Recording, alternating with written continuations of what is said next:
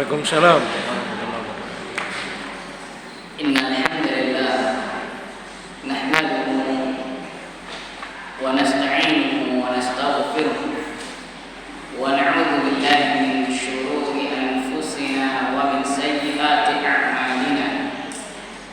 Man yahdihillahu fala mudilla lahu wa man yudlil fala hadiya lahu.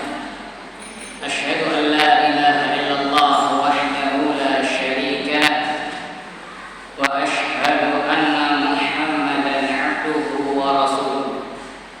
Ya ayyuhalladzina amanu taqullaha haqqa tuqatih wa la tamutunna illa wa antum muslimun. Ya ayyuhan nasu taqu rabbakum alladzi khalaqakum min nafsin wahidah wa khalaqa minha zawjaha wa batha minhuma rijalan katsiran wa nisaa'a wattaqullaha alladzi tasaaluna bihi wal arham innallaha kana 'alaykum raqiba.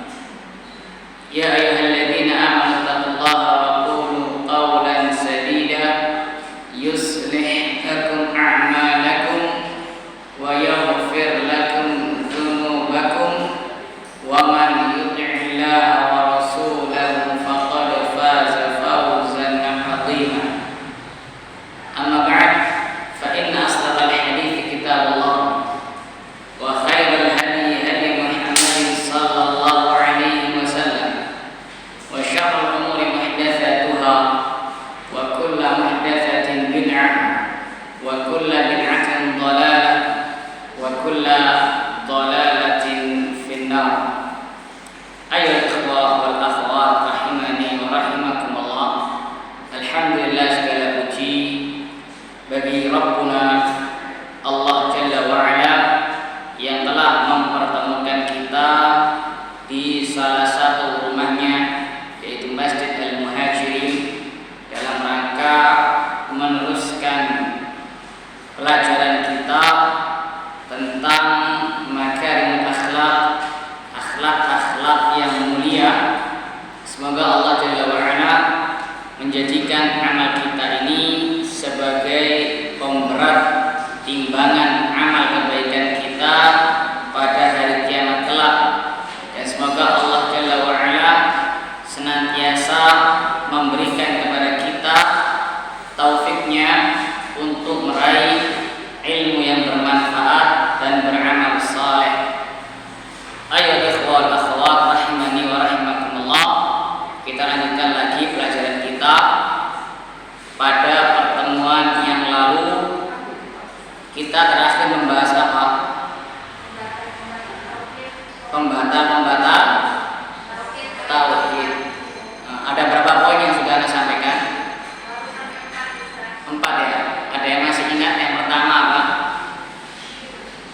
Syirik kepada Allah. Apa itu syirik? Menyamakan selain Allah dengan Allah dalam perkara yang khusus. Untuk siapa? Untuk Allah. Ada berapa perkara yang khusus untuk Allah? Apa saja? Rububiyah, uluhiyah, dan asma wasifat. Masyaallah, santunna. Tapi yang pertama di antara pembatal keislaman, pembatal la ilaha illallah atau pembatal tauhid adalah syirik kepada Allah Subhanahu wa ta'ala. Dan telah disampaikan juga di antara bahaya kesyirikan adalah yang pertama, Allah Jalla wa Ala tidak akan mengampuni pelaku kesyirikan apabila dia meninggal dunia dalam keadaan belum bertaubat kepada Allah Subhanahu wa ta'ala. Dan bahaya yang kedua, kesyirikan merupakan sebab terhapusnya seluruh amalan.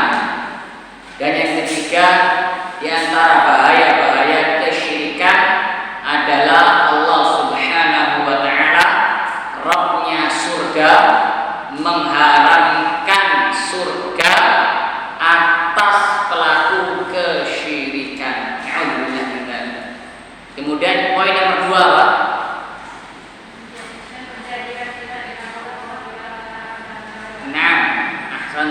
Menjadikan antara diri kita dengan Allah Subhanahu wa taala perantara dalam beribadah, sehingga naudzubillah dzalik berdoa kepada perantara tersebut, bertawakalnya kepada perantara tersebut, minta syafaat kepada perantara tersebut, ini syirik.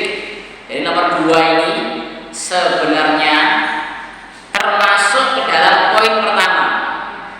Sebenarnya, jadi nomor 2 ini sebenarnya sudah tercakup dalam poin pertama, syirik kepada Allah Subhanahu wa taala. Cuma sama para ulama disendirikan poinnya.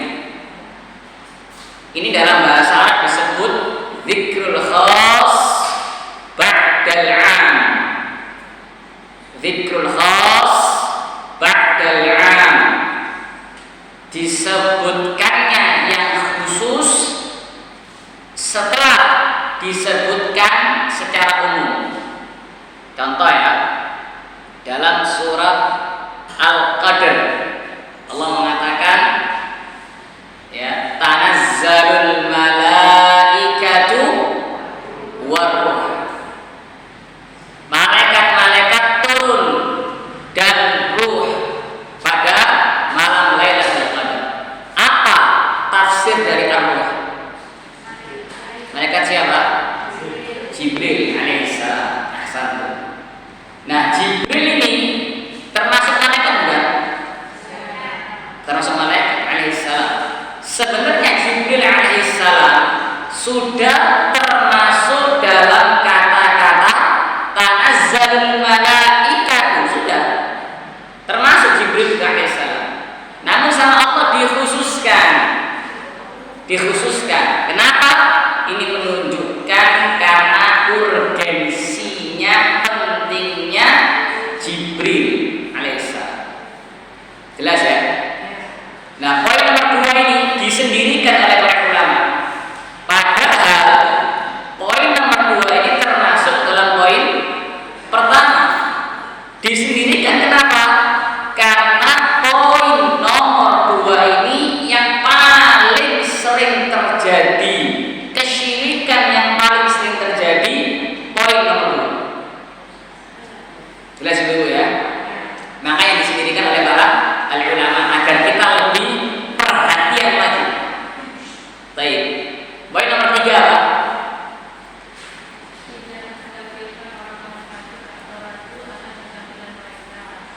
Ya, tidak mengkafirkan orang-orang kafir seperti Yahudi atau Nasrani atau Buddha, Hindu, intinya non-muslim, atau ragu akan kekafiran mereka, atau bahkan membenarkan ajaran mereka. Itu poin nomor 3. Poin nomor 4 apa? Meyakini bahwa hukum selain hukum Allah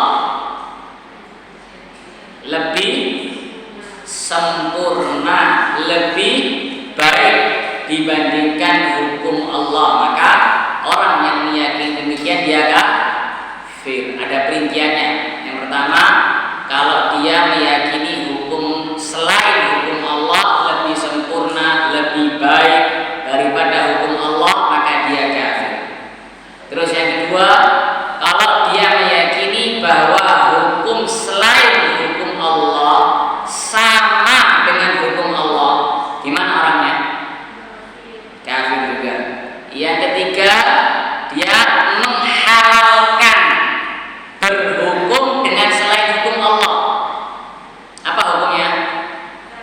Kafir juga. Ya, karena berhukum dengan hukum Allah wajib. Ya, nggak boleh ada orang menghalalkan hukum selain hukum Allah. Yang keempat, menganggap hukum Allah kadaluarsa, expired, bukan zamannya lagi. Sekarang zaman apa sekarang?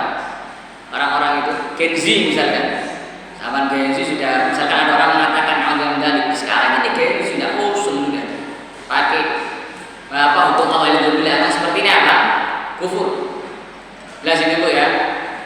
Tapi kalau sekedar tidak berhukum dengan hukum Allah, namun dia meyakini wajib berhukum dengan hukum Allah, dia meyakini bahwasanya dia berdosa, namun dia nggak berhukum dengan hukum Allah karena ada faktor-faktor lain, mungkin karena apa, takut rakyat atau apa misalkan, maka hukumnya apa seperti ini?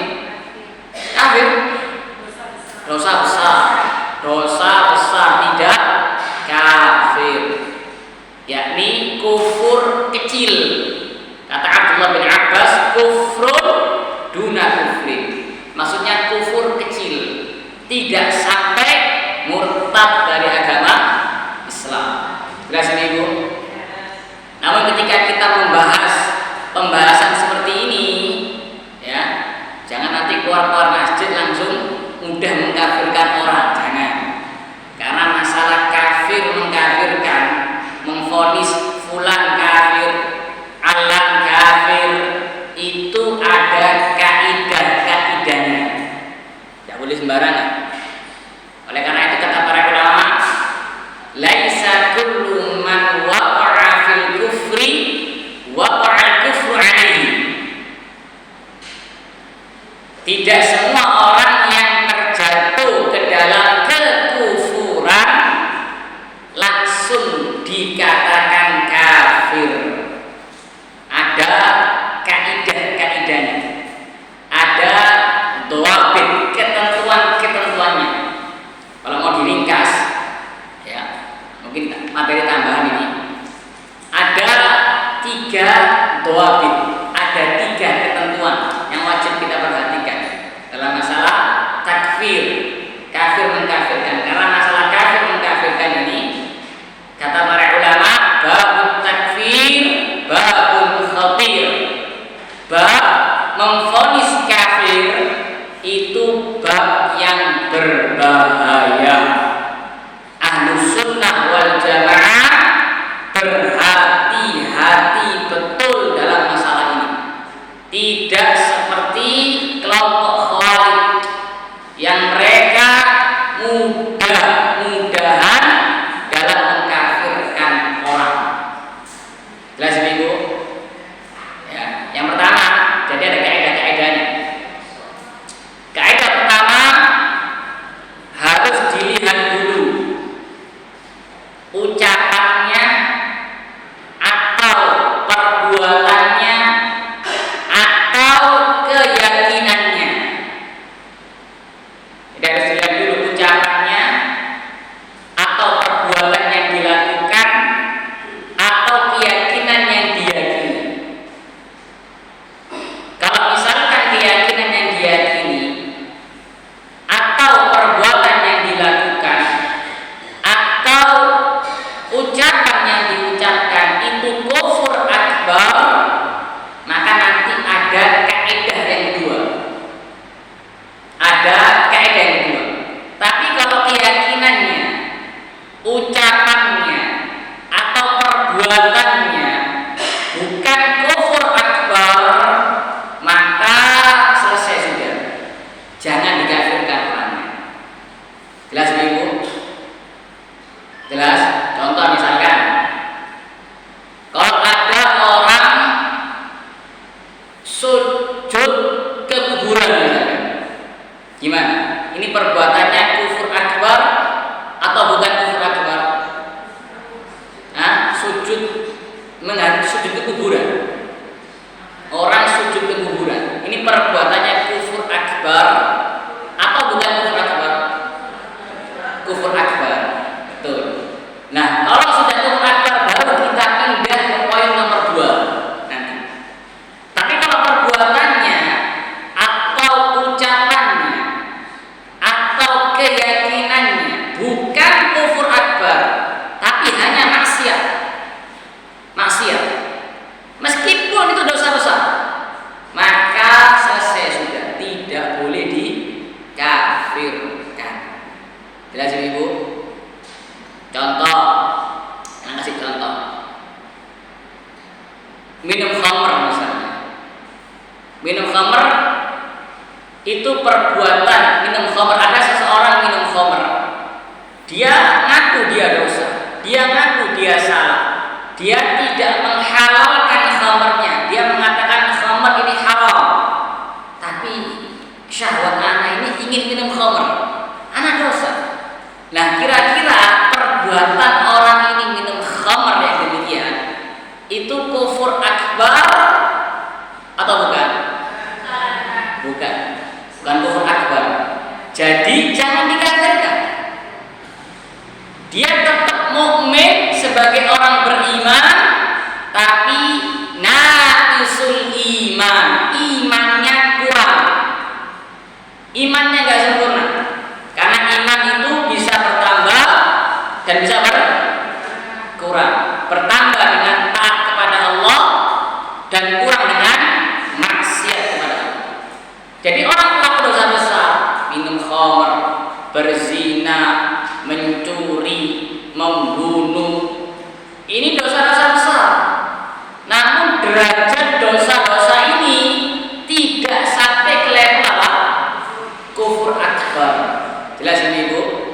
Jadi pelakunya tidak boleh dikafirkan, dia tetap mukmin tapi imannya kurang. Apa dalilnya? Ahlussunnah itu senantiasa membawakan dalil.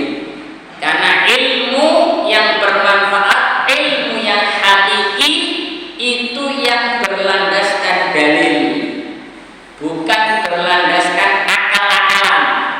Karena akal manusia berbeda-beda. Kalau mau berlandaskan akal-akalan, maka pertanyaannya akal siapa yang dipakai?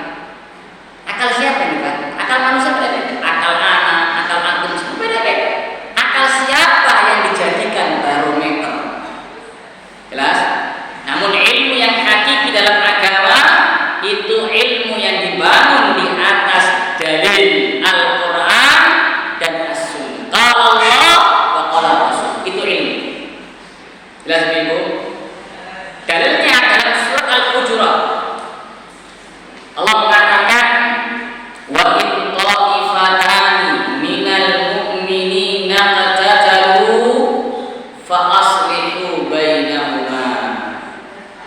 Apabila ada dua kelompok dari orang-orang yang beriman, coba perhatikan kata-kata minal mu'minin, dari orang-orang yang beriman. Berarti dua kelompok ini tetap dianggap orang-orang yang beriman oleh Allah Subhanahu wa taala.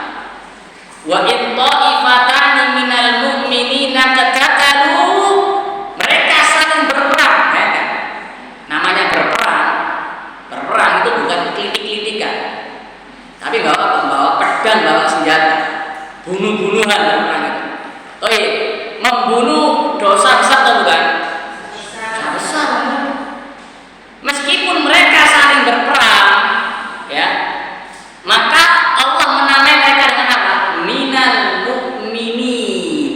Allah tidak mengatakan minal kafirin. Allah tidak mengatakan minal mu'minin, dari orang-orang yang beriman. Allah tidak mengatakan dari orang-orang kafir. Jelas Ibu? Faslihu bainahum, maka damaikanlah, islahkanlah di antara mereka. Jelas Ibu? Jadi ini merupakan dalil bahwasanya dosa besar tidak menjadikan pelakunya kafir. Pelaku dosa besar menurut Ahlussunnah wal Jamaah, mereka mukmin tapi kurang imannya. Mereka mukmin tapi kurang imannya. Ini pertengahannya Ahlussunnah. Mereka Ahlussunnah pertengahan dalam masalah pelaku dosa besar di antara Khawarij dan Murji'ah. Kalau Khawarij, mereka mengatakan pelaku dosa besar kafir. Na'udzubillah min dzalik. Padahal Allah mengatakan orang yang membunuh tadi itu, bunuh-bunuhan tadi, masih minal mu'minin. Jelas Ibu? Baik. Larangnya Khawarij ada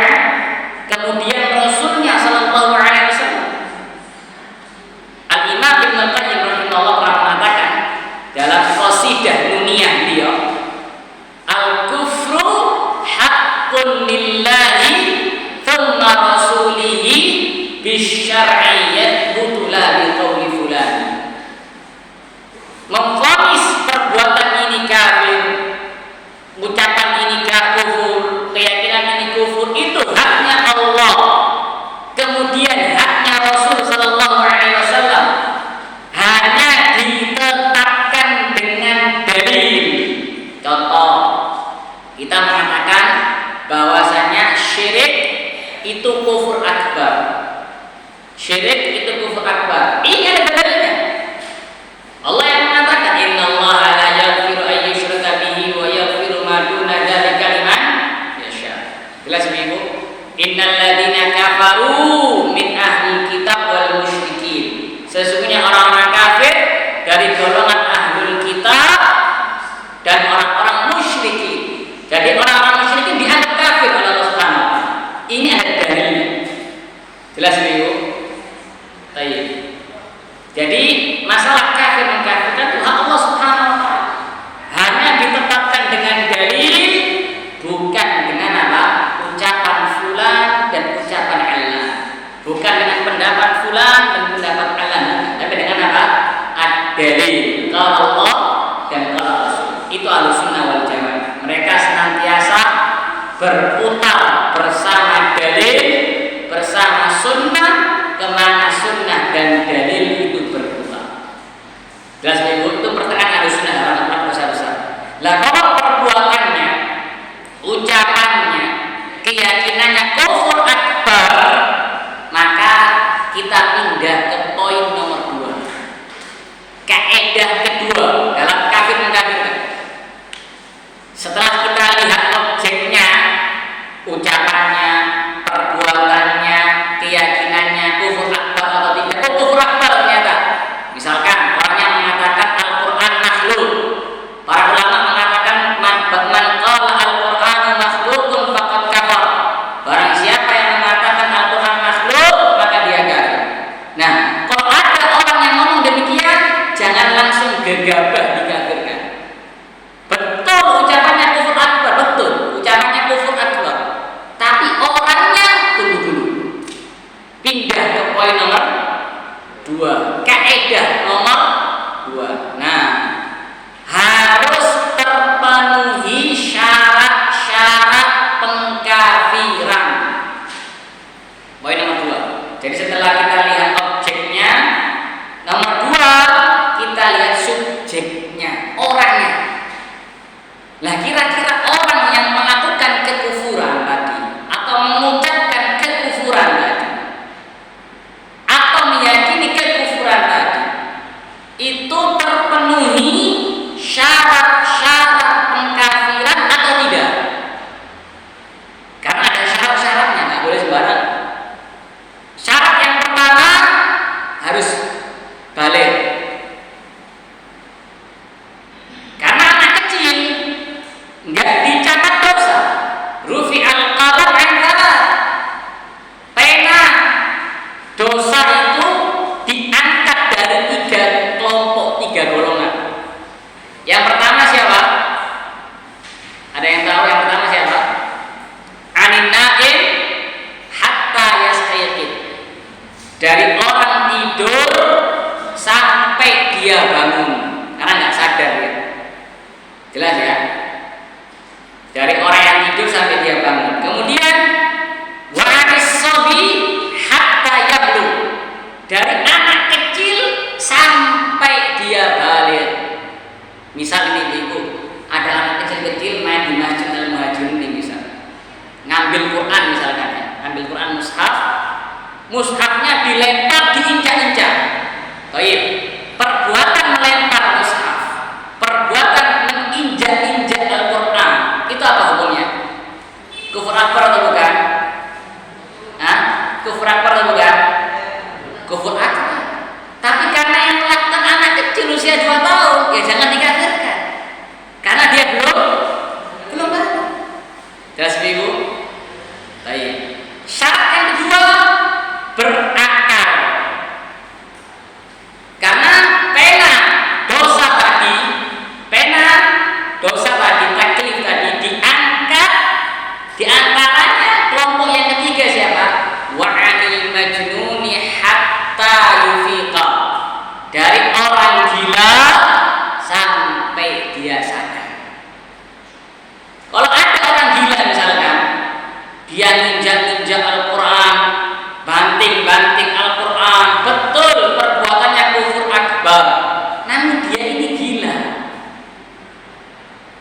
gak ada akalnya dia ini, maka jangan dikafir. Jelas Ibu? Itu syarat kedua ya. Yang pertama balik, yang kedua berakal, yang ketiga al-ilmu, ilmu. Ilmu. Lawan ilmu apa? Lawan ilmu apa? Kejahilan. Jadi kalau dia mengucapkan ucapan kufur tadi, misalkan ada orang mengatakan Al-Quran makhluk, ini ucapannya apa? Kufur akbar atau bukan? Kufur akbar. Namun dia jahil, gak tahu hukumnya kalau ternyata ini kufur akbar. Hanya dia karena ikut-ikutan tetangganya misalkan, ikut-ikutan gurunya misalkan, gak tahu hukumnya dia ini. Cuma ikut-ikutan saja. Gurunya mengatakan Al-Quran makhluk, dia ikut-ikutan Al-Quran makhluk. Maka orang yang seperti ini tidak bisa langsung dikafirkan karena dia jahil. Ya, Allah mengatakan wa ma kunna mu'adzibina hatta nab'atha rasula. Dan tidaklah kami mengadab kecuali setelah kami mengutus para rasul. Maksudnya setelah tegak hujjah. Harus ditegakkan hujjah dulu.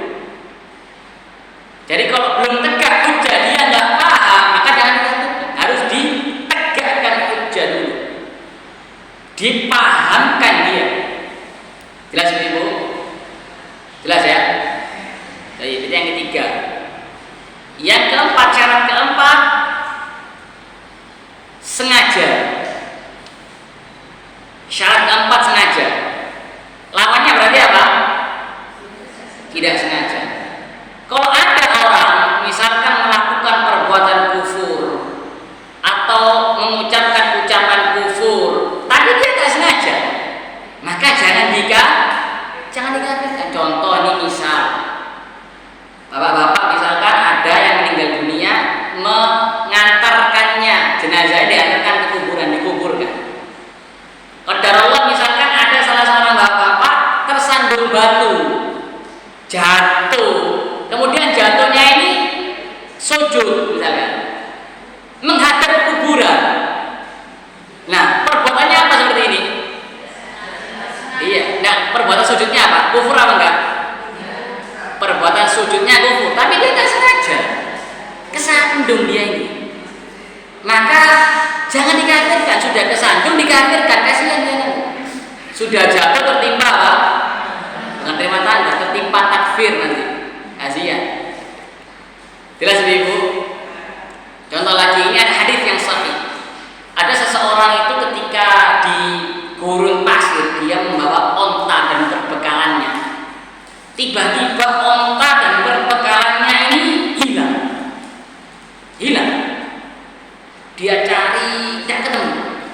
Sampai akhirnya orang ini putus asa. Dia berteduh di sebuah pohon. Akhirnya tiba-tiba qadarullah masyafa'at, ontanya kembali. Plus lengkap dengan perbekalannya dia. Padahal dia ini sudah mau meninggal dunia. Maka kira-kira orang seperti ini bahagia tidak? Nah, dia ini mau mati, tiba-tiba balik lagi ini ontanya dan perbekalannya. Kira-kira bahagia tidak? Bahagia. Kemudian dia mengatakan ucapan yang kufur akbar. Nabi mengatakan, orang tadi itu mengatakan, Allahumma anta abdi wa ana rabbuka. Ya Allah, engkau adalah hambaku dan aku adalah Rabbku. Dia kembali. Ini kata para ulama, ucapannya lebih kufur dibandingkan ucapannya Fir'aun. Kalau Fir'aun mengatakan apa? Ana rabbukumul a'la. Aku adalah Rabbmu yang paling tinggi. Ini kufur ucapannya. Tapi kalau orang ini lebih kufur lagi. Ya Allah, engkau adalah hamba, aku adalah Rabbmu. Tapi sama Nabi gak dikafirkan. Kenapa? Gak sengaja dia. Dia mengatakan to'at li syiddatil faqr. Kalau bahasa si Jawa-Jawanya keperucut. Tergelincir lisannya, itu keperucut gak sengaja. Karena saking bahagianya dia. Maka jangan dikafir. Jelas?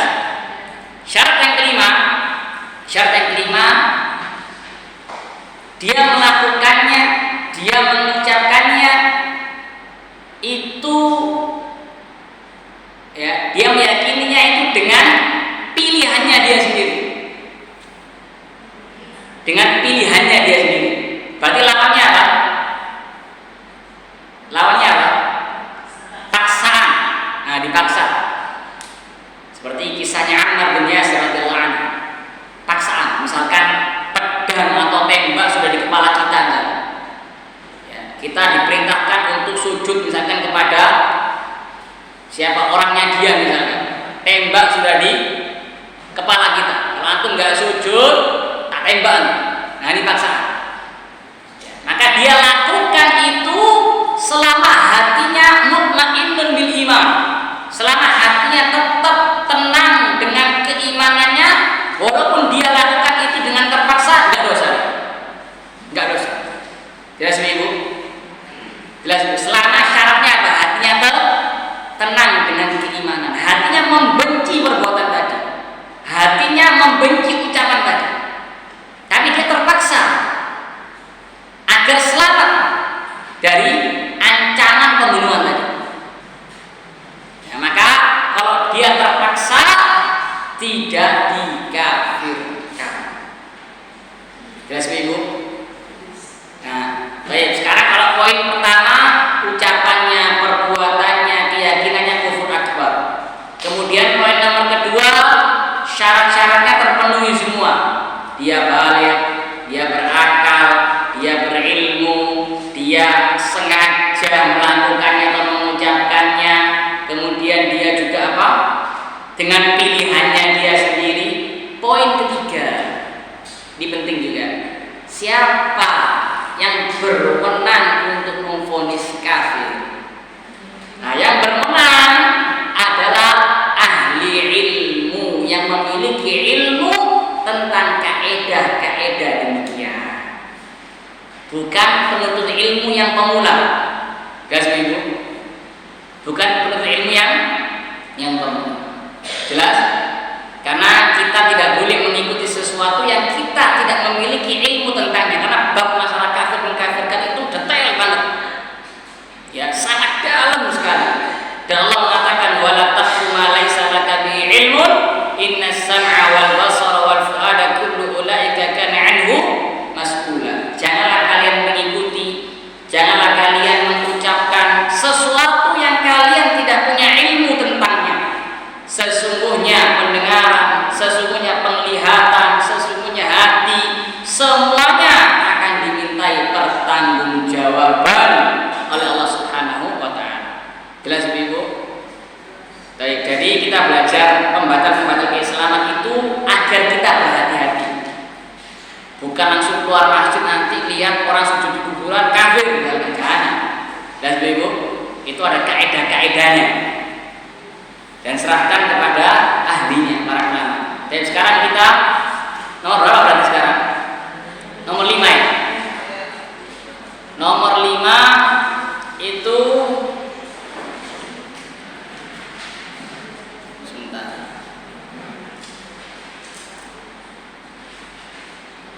Nomor 5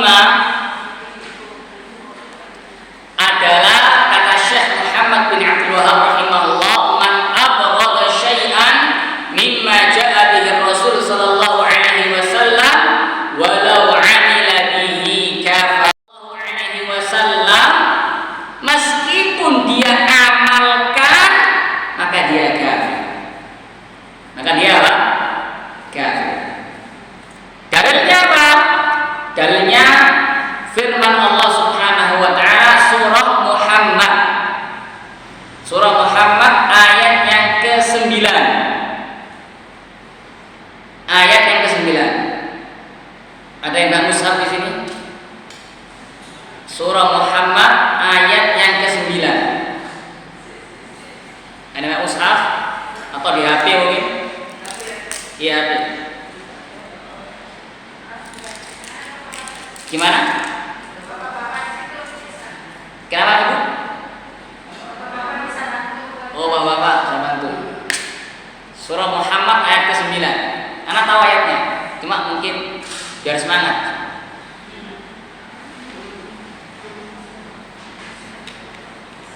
Ada yang tahu? Ketemu Bapak? Apa pesannya? Coba dibaca. Yang demikian itu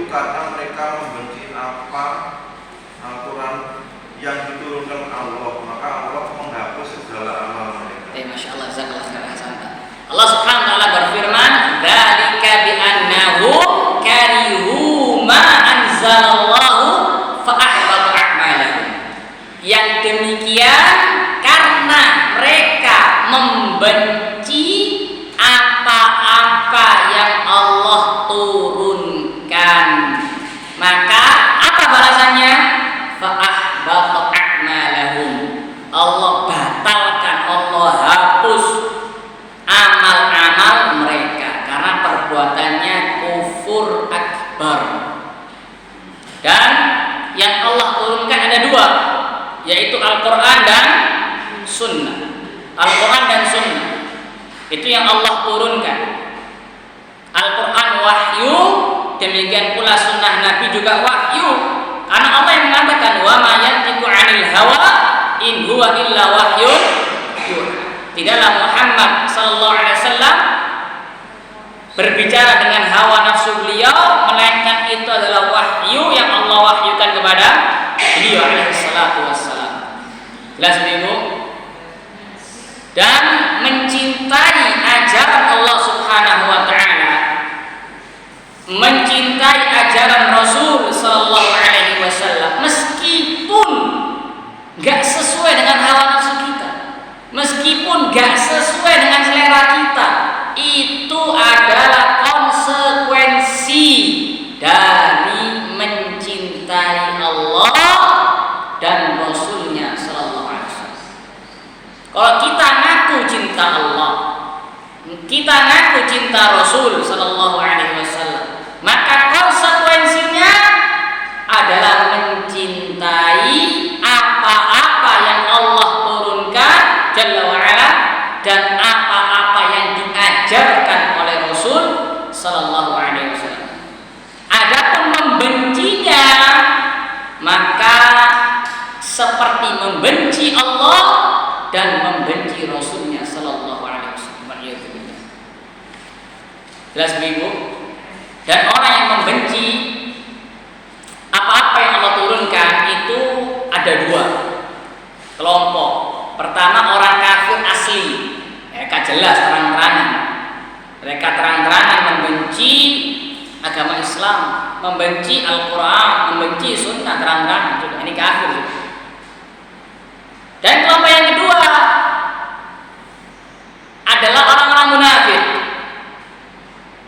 Orang-orang munafik, dalam hatinya mereka benci apa-apa yang Allah turunkan, benci Rasul, benci Al-Quran, benci Sunnah Nabi, benci syariat-syariat Islam.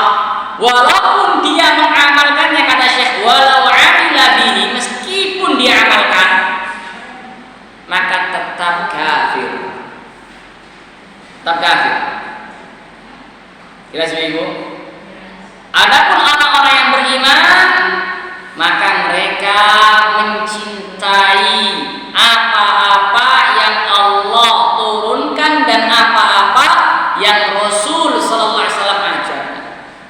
Mereka istilahnya taslim, tunduk terhadap ajaran-ajaran tersebut, baik secara zahir dengan mengamalkannya, demikian pula secara batin dengan tidak keberatan. Allah mengatakan tentang orang-orang yang beriman dalam surat An-Nur ayat ke-51. An-Nur ayat ke-51. Mungkin ada yang mau baca ayatnya? An-Nur ayat 51. Ada yang mau baca? Ketemu Pak? Coba dibaca. Hanya ucapan orang-orang mukmin yang apabila mereka diajak kepada Allah dan Rasul-Nya agar Rasul memutuskan perkara di antara mereka. Mereka berkata, kami mendengar dan kami taat, dan mereka itulah orang-orang yang beruntung. Kata Allah Subhanahu wa taala, innama kana qaulal mu'minin idza du'u ila Allahi wa rasulihi liyahkuma bainahum an yaqulu sami'na wa ata'na wa ulaika humul muflihun. Sesungguhnya ucapan orang-orang yang beriman ketika mereka diseru kepada Allah Jalla wa'ala, diseru kepada hukum Allah, diajak kepada hukum Allah, diajak kepada syariat Allah, diajak kepada ajaran Nabi alaihi salatu wassalam, maka ucapan mereka hanya satu. Apa ucapan mereka? Sami'na wa ata'na. Kami dengar ya Allah dan kami taat. Meskipun berat bagi mereka,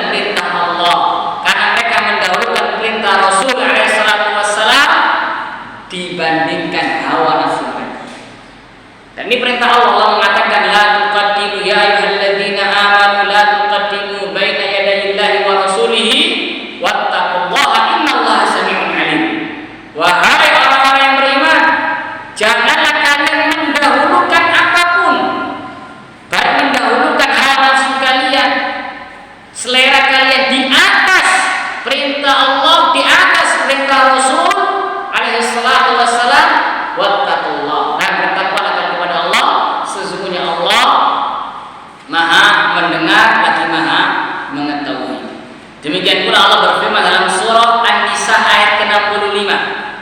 An-Nisa ayat ke-65. Ada yang membaca ayatnya? An-Nisa ayat ke-65. Maka demi Tuhanmu, mereka tidak beriman sebelum mereka menjadikan engkau Muhammad sebagai hakim dalam perkara yang mereka perselisihkan, sehingga kemudian tidak ada rasa keberatan dalam hati mereka terhadap keputusan yang engkau berikan dan mereka menerima dengan sepenuhnya. Kata Allah Subhanahu wa taala, "Fala wa rabbika la yu'minun." Demi Rabbmu wahai Muhammad, mereka tidak sempurna keimanannya. Enggak sempurna keimanan mereka hatta yuhaqqimuka fima syajara bainahum. Sampai mereka menjadikan engkau sebagai hakim di atas atau dalam perkara yang mereka perselisihkan. Kemudian tsumma la yajidu fi anfusihim harajan. Ini mereka menerima, tunduk, patuh dengan hati, dengan batin. Gimana caranya? Mereka tidak merasa keberatan, nggak merasa grundel, berat dalam hati. Kok gini ya? Nggak berat.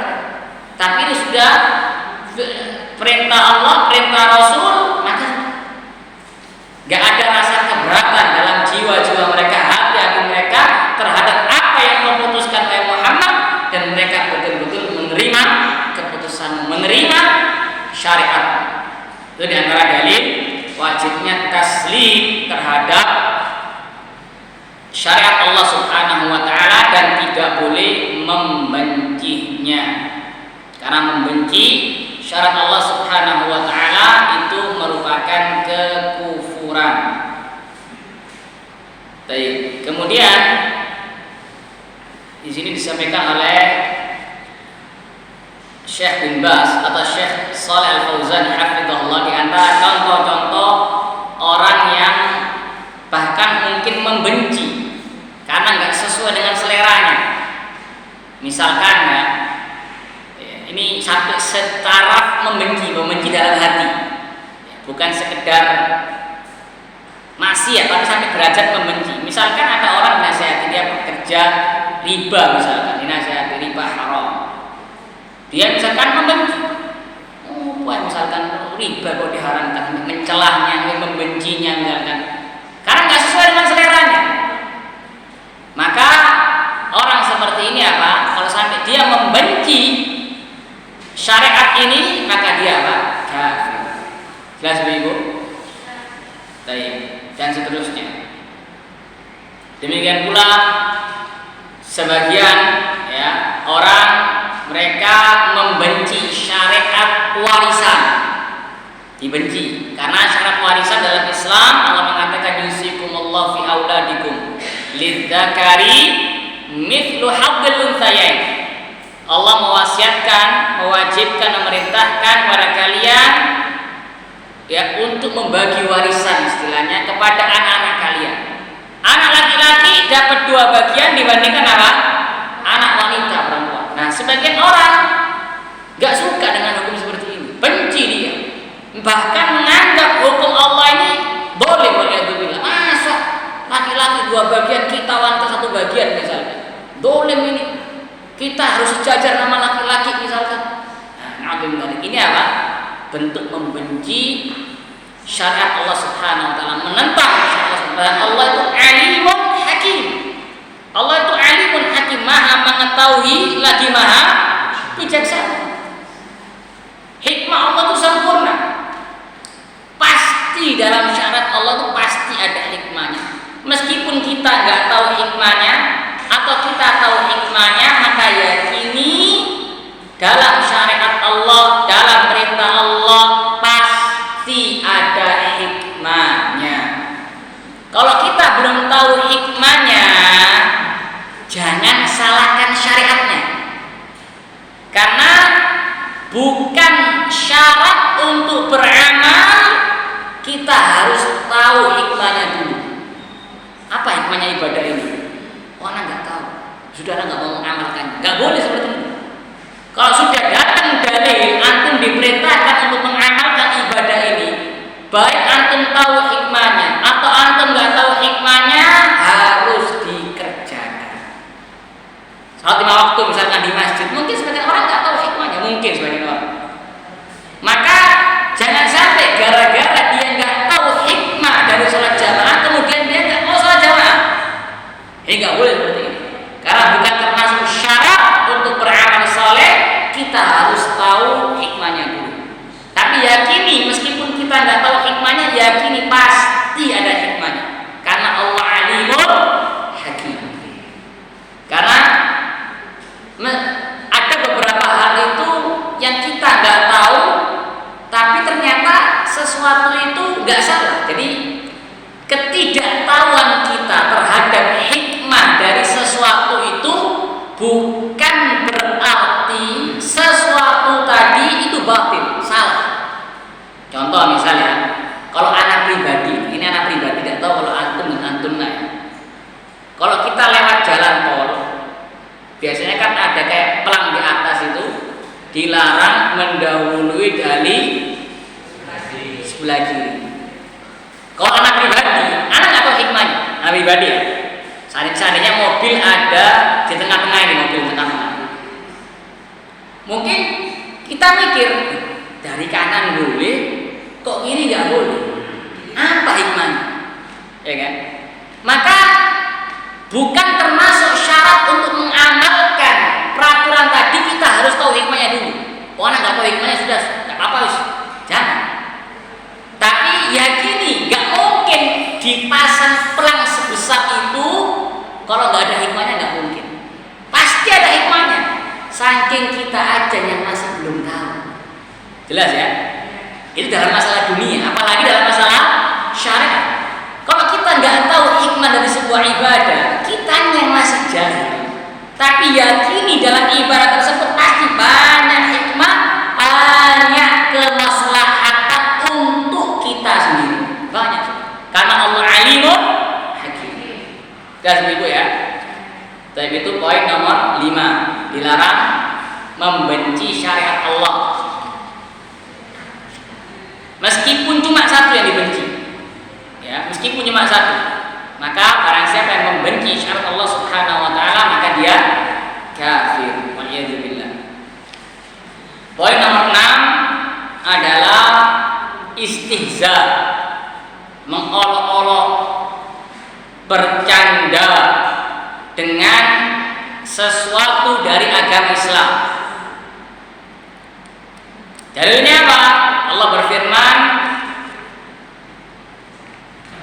Allah Subhanahu wa taala berfirman, "Qul abillahi wa ayatihi wa rasulihi kuntum tastahzi'un." Qul abillahi wa ayatihi wa rasulihi kuntum tastahzi'un. At-Taubah berapa? Enggak ayatnya. Ayat berapa? At-Taubah. At-Taubah 65. Allah mengatakan, "Qul abillahi wa ayatihi wa rasulihi kuntum tastahzi'un." Katakan wahai Muhammad sallallahu alaihi wasallam, apakah dengan Allah, dengan ayat-ayatnya, dengan syariatnya, dengan rasulnya kalian mengolok-olok, kalian bersendagurau, ya, bersendagurau, tapi sendaguronya mengolok-olok syariat Allah agar membuat orang-orang tertawa. Alhamdulillah min dzalik. Ya, misalkan bersendagurau, ya, mengolok-olok syariat cadar. Oh, pokoknya ninja misalnya, alhamdulillah. Celana nggak isbal dibilang apa? Kebanjiran misalnya. Ini ya bentuk apa? Mengolok-olok syariat Allah Subhanahu wa taala. Maka nggak boleh seperti ini. Allah katakan, la ta'tadiru, jangan kalian minta maaf. Qad kafartum ba'da imanikum. Karena sesungguhnya kalian telah kafir setelah keimanan kalian. Jadi tidak boleh. Kalau membenci tadi dari mana itu? Lisan apa hati? Membenci.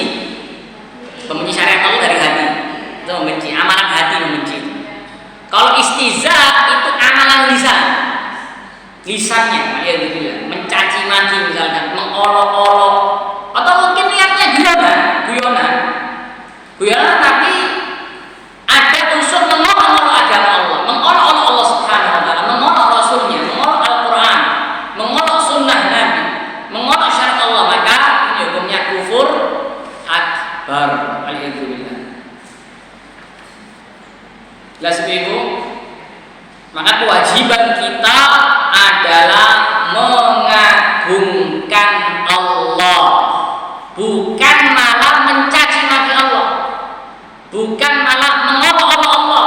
Alhamdulillah. Adapun mengolok-olok Allah, mencaci maki Allah, itu perbuatannya, kelakuannya, hobinya Yahudi. Yahudi itu hobinya suka mencaci maki Allah Jalla wa'ala, mengolok-olok Allah Subhanahu wa taala. Contohnya dalam surah Al-Maidah ayat ke-64. Al-Maidah ayat 64. Ada yang mau baca?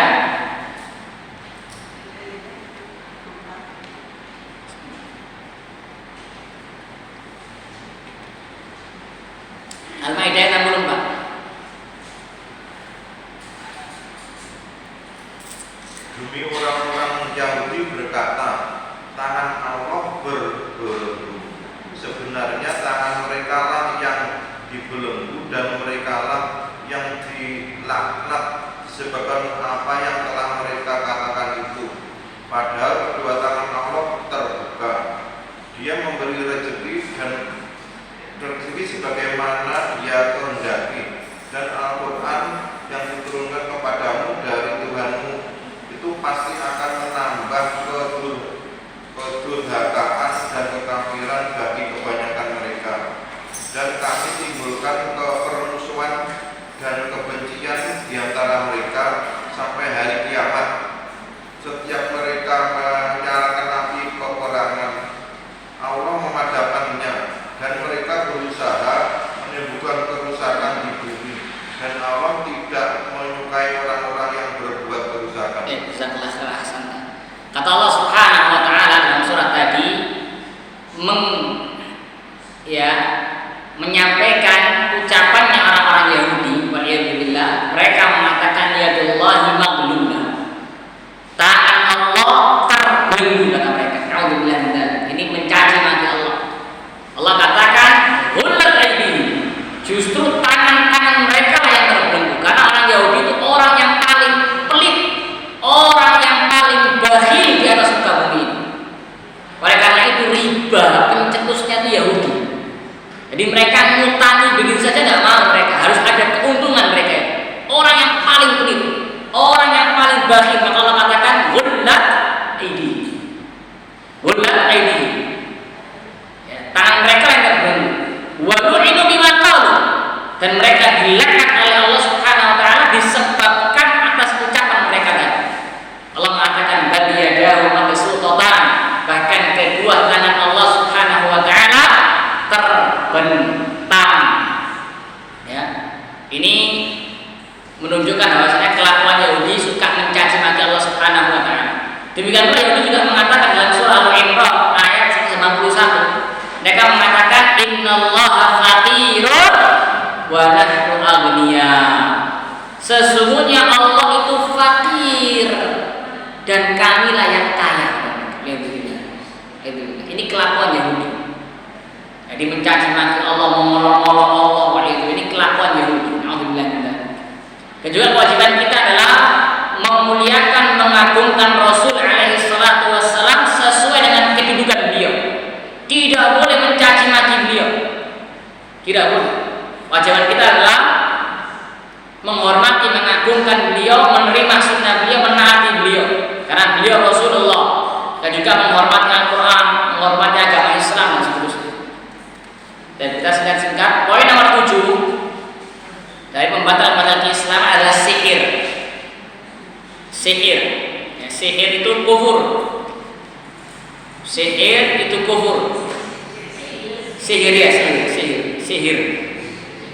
As-sihru, sihir. Di antara bentuk sihir adalah as-sarfu wal-'ataf. Al-'ataf itu kayak menjadikan orang lain itu cinta sama kita, apa namanya? pelet ya, pelet. Nah, itu termasuk sihir. As-sarfu itu perbuatan untuk memisahkan dua orang yang saling mencintai, suami istri misalnya. Dipisahkan, pakai apa? Sihir. Itu sihir, itu kufur akbar. Allah mengatakan wa ma yu'allimani min ahadin hatta yaqula innama nahnu fitnatun fala takfur. Dan tidaklah dua malaikat itu Harut dan Marut mengajarkan seorang pun ya, mengajarkan sihir kepada seorang pun melainkan mereka berdua mengatakan innama nahnu fitnah. Sesungguhnya kami ini adalah fitnah, ujian. Jadi memang Harut dan Marut alaihi wassalam itu Allah turunkan sebagai fitnah untuk menguji manusia. Memang Allah yang turun. Dan malaikat tidak pernah maksiat kepada Allah. Tidak pernah maksiat. Malaikat itu la ya'sunallaha ma amarahum wa yaf'aluna ma yu'marun. Para malaikat tidak pernah bermaksiat kepada Allah dan mereka senantiasa mengerjakan apa yang Allah perintahkan. Dan memang Harut dan Marut Allah perintahkan untuk menguji manusia. Jadi mengajari sihir untuk menguji manusia. Mana yang beriman, mana yang kafir. Makanya dua malaikat tadi memberikan pesan, fala takfur, jangan kafir, jangan kufur. Jelas ya? Jadi tujuannya seperti itu, untuk menguji. Jadi nomor 7. Dan kita diperintahkan oleh Allah Subhanahu wa taala untuk berlindung dari penyihir-penyihir. Dalam surah Al-Falaq Allah mengatakan wa min syarrin naffatsati fil 'uqad. Dan kami berlindung, aku berlindung kepada Allah dari kejelekan ya, tukang-tukang sihir yang mereka meniup pada buhul-buhul tali mereka. Karena sihir itu ada unsur bantuan jin. Pasti ada MOU-nya. Gak mungkin jin mau bantu kecuali ada apa? MOU perjanjian. Dan MOU perjanjiannya ini apa? Isinya kesyirikan. Kalian bilang yang tumbal lah, yang inilah, menghinakan Quran, menulis Quran pakai darah haid misalkan, kalian bilang. Yaitu kalau penyihir-penyihir di Arab Saudi diberantas. Itu mungkin bisa dilihat di video di YouTube tentang pemberantasan penyihir di Arab Saudi. Bagaimana mereka menunjukkan kepada polisi-polisi Arab Saudi itu, mereka mengabdikan diri kepada jin itu bagaimana? Menghinakan diri kepada jin, sujud kepada jin, karena jin tidak mau bantu kecuali apa? Mereka berbuat syirik kepada Allah. Makanya balasan penyihir itu dibunuh. Penyihir dibunuh. Entah dia tobat tak tobat, urusan dia kepada Allah. Kalau seandainya dia mau dibunuh ini tobat, ya sudah kita katakan tobat, urusan itu dengan Allah Subhanahu. Tapi tetap hukuman hudud diberlakukan. Jangan malah begini. Jelas ya. Jadi tobatnya penyihir kalau dia benar-benar ikhlas tobatnya urusan dia dengan Allah Subhanahu. Allah akan menerimanya. Tapi tetap di dunia kita harus apa? Membunuhnya. Dan yang membunuh bukan kita ya. Jangan nanti tiba-tiba keluar kelihatan dukun penyihir dibunuh. Jangan, enggak apa. Yang bunuh itu yang berwenang adalah pemimpin kaum muslimin. Jadi masalah-masalah hudud, rajam, potong tangan itu wewenangnya pemimpin kaum muslimin, bukan wewenangnya rakyat. Baik, yang ketujuh, yang ke-8, kita singkat-singkat. Yang ke-8 adalah menolong orang-orang musyrikin, orang-orang kafir ya, dalam memerangi kaum muslimin, karena ridho terhadap agama mereka. Nah, ini penting, bukan karena duniawi ya. Kalau karena duniawi nggak sampai kafir, tapi dosa besar. Nggak sampai kafir, tapi dosa besar. Tapi kalau membantu orang-orang musyrikin dalam memerangi orang-orang muslimin karena agama, karena dia cinta kafir, dia benci Islam, maka orang seperti ini yang kafir. Adapun karena duniawi, iya dosa besar, tapi tidak sampai kafir. Jadi bedakan antara dua hal ini. Bedakan antara dua hal ini. Dalilnya apa? Dalil kalau menolongnya, membantunya karena duniawi, nggak sampai kafir, adalah kisahnya Hatib bin Abi Balta. Anak ulangi lagi, kisahnya Hatib bin Abi Balta radhiyallahu anhu. Sahabat yang mulia yang ikut perang Badar radhiyallahu anhu. Lah, waktu itu Nabi SAW mau ke Mekah. Nabi mau ke Mekah. Ya, Nabi mau ke Mekah. Lah, Hatib bin Abi Balta ini membocorkan rahasia Nabi dengan mengirim surat agar surat ini dikirim ke Mekah. Dibocorkan rahasia Nabi. Akhirnya Allah turunkan wahyunya, ketemulah yang menulis surat itu Hatib bin Abi Balta radhiyallahu anhu. Apa Nabi ditanya, "Ma hamalaka ala hadza ya Hatib?" Apa yang membuatmu, yang mendorongmu untuk melakukan perbuatan ini, membocorkan rahasia Nabi? Maka Hatib mengatakan, "Sesungguhnya aku itu masih punya keluarga di kota Mekah, ya Rasulullah. Nah, aku ingin menanamkan jasa kepada orang kafir agar orang-orang kafir tidak mengganggu keluargaku di Mekah." Nah, ini karena dunia atau karena agama?